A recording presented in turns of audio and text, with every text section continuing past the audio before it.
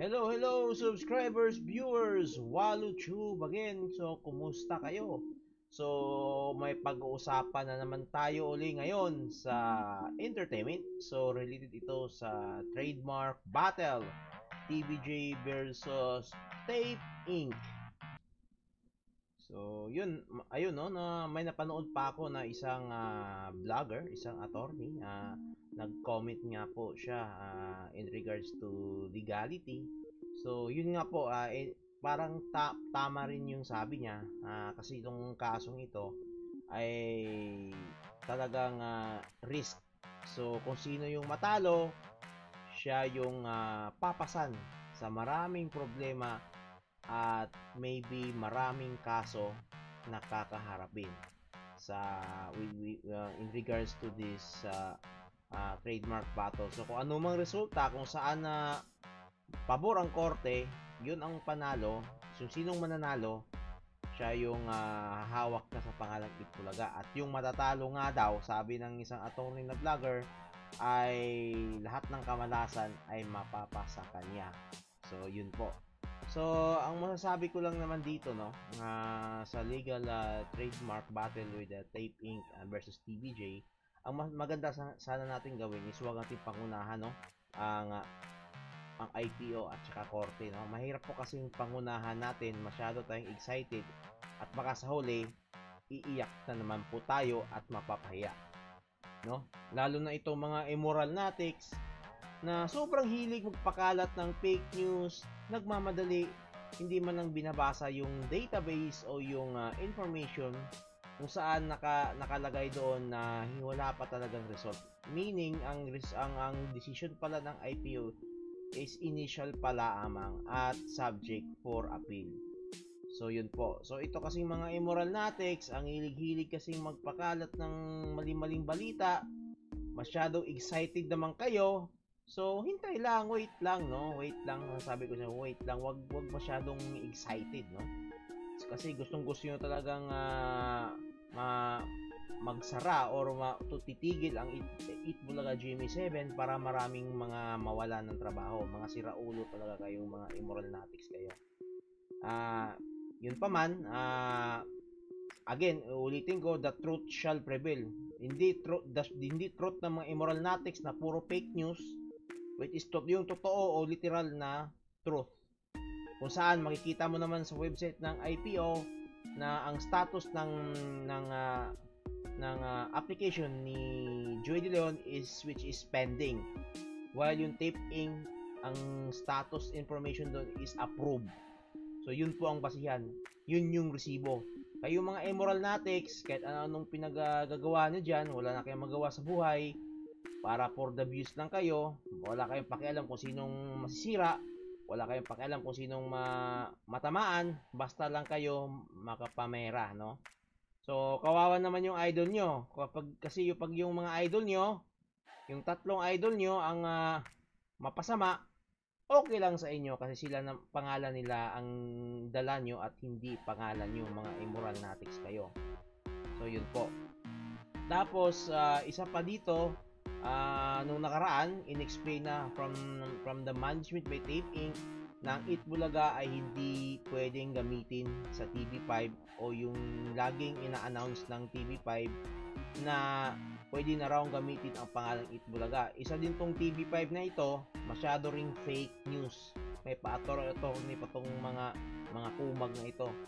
Yun pala, sa pag-verify doon sa IPO, hindi pa pala final ito, subject nga again for appeal. So, nagmamadali sila, no? So, pangit pakinggan, lalo na sa TV5, na ang mangyayari sa inyo para kayong bias, no? So, bago kayo magbalita TV5, ayusin nyo muna yung pagbabalita nyo, siguraduhin nyo kung totoo na ba yan or may resibo na ba kayo.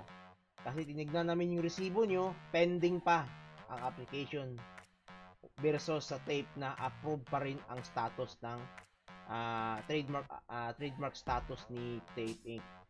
Nasa approved status pa rin. Ibig sabihin, valid pa rin siya hanggang until further new or until further next decision or final decision from IPO, which is malalaman natin for the siguro this coming days, malalaman natin ngayon yung new decision ng IPO. Kasi kung hindi pa kasi ang both, if both party are not satisfied, pwede pa kasi iakyat yan sa Supreme Court at saka sa Court of Appeals. So marami pang dadaan ng proseso pa talaga yan. So totoo naman ang sabi ni Paulo Contis na mabahaba pa talaga yung proseso ng kasong yan, no? So mga immoral natics, huwag kayo magalit kay Paulo. Totoo naman sabi niya.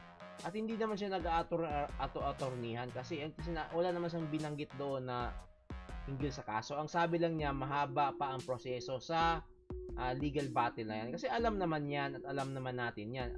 Unless kung yung mga immoral natics, sobrang kitid ang utak na ingon ko nasa tlampakan talaga ang mga utak ng mga immoral natics, hindi na talaga umaakyat. Kaya masyado silang affected sa sinabi ni Paulo Contis na malahaba pa ang legal battle. Real talk lang naman, totoo naman talaga ang sinasabi niya.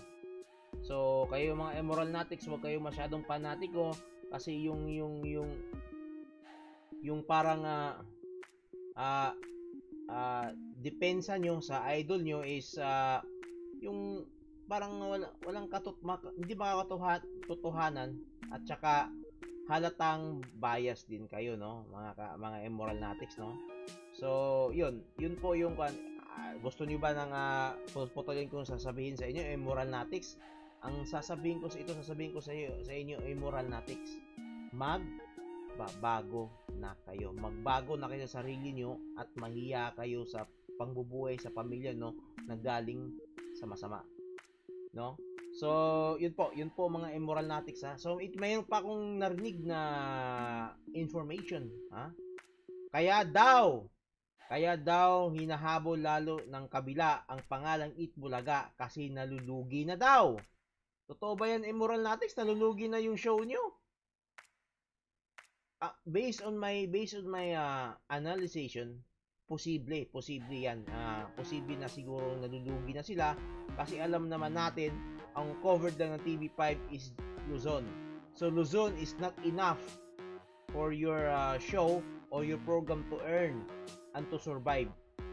Kailangan kayong may income kayo for the whole Philippines, hindi lang dyan dito sa Metro Luzon. Hindi lang pwedeng sa Metro Luzon lang kayo malakas. Dapat buong Pilipinas o mas better buong mundo. Kung sinasabi mong marami kang advertisement, ang problema dyan, marami kang advertisement, pero ang problema kasi yun, yung income versus expenses nyo, pero mas malaki pa yung expenses nyo kaysa income nyo. Diba? So baka yan ang isa sa reason baka nalulugi na yung show no? Siyempre, yung mga expenses nyo, may pangbayad pa yan sa pangpasahod sa mga tao nyo. Mga other expenses pa, yung lalo na sa sugod bahay nyo, travel pa kayo sa ibang barangay dito sa Metro Manila. Tapos nagbabayad pa kayo ng mga trolls, no? Na maninira, magpapakalat ng mga fake news. So medyo overwhelming talaga ang expenses versus sa income nyo, no? O yung pumapasok na pera. So siguro, para makatipid kayo, mga immoral natics, advise your idol na medyo i-minimize yung pagbabayad ng mga trolls at saka yung sa mga cancer vlogger para lang manira dito sa kabila. So, yun nga sabi ni Rendon, magtrabaho na lang kayo at isipin niyo yung sarili nyong bakod. Huwag nyong isipin yung kabilang bakod, no? Kasi yung ginagawa kasi ninyong mga immoral natics, lagi nyong iniisip at binabantayan yung kabilang bakod, while yung sarili nyong bakod hindi nyo tinitignan na may problema na pala din. Kaya nga sa source ko, baka daw nalulugi, kaya ngayon todo kayo habol sa pangalang Itbulaga. O isa din yan, malaking expenses din yan, pagbabayad ng attorney, sa kaso sa korte, so may gastos yan. So yun po, kaya baka siguro totoo yung sabi sa source ko na nalulugi na raw yung kabila. Nalulugi kaya gusto nyong kunin yung Itbulaga trademark para tumaas yung income nyo, tumaas yung dumami yung advertisement nyo. Kasi medyo mataas na siguro yung expenses nyo versus sa income nyo. Baka siguro totoo yun, no? Totoo, kaya ngayon todo talaga kayo ah, ah, or determinado talaga kayo makuha itong Eat Bulaga na title, no? Mga Emerald Natics, no? So, well, we'll see naman eh. We'll see. Dapat kasi hindi natin pangunahan ang korte, ha? Huwag natin pangunahan, hindi tayo. Kasi kung pangungunahan niyo yung korte, gumawa kayo ng sariling gobyerno sa Pilipinas. O kaya kung ayaw niyo sa gobyerno sa Pilipinas, mamundok kayo, mga Emerald Natics. Makipagbarilan kayo sa sundalo ng gobyerno natin para makita yung hinahanap nyo, mga Emerald Natics, kasi naggumagawa kayo ng sariling gobyerno eh. Respetuhin nyo yung proseso ngayon ng batas. Kung naghanap sasabi ng respeto, kayo mismo ang sabihan yung sarili ng respeto sa korte, respeto sa IPO. Hintayin nyo yung mga final decision yan, huwag yung pangunahan, mga Emerald Natics, okay? So yun lang po ang masasabi ko. So kung mayroon kayong violent reaction, you are free to comment. Walang problema yan. Basta real talk lang tayo dito. So, yun po. So, maraming salamat sa pakikinig, mga subscribers ko, tsaka viewers. Matatapos na naman tayo sa vlog ko na walang script again. So, thank you, everybody. And bye-bye.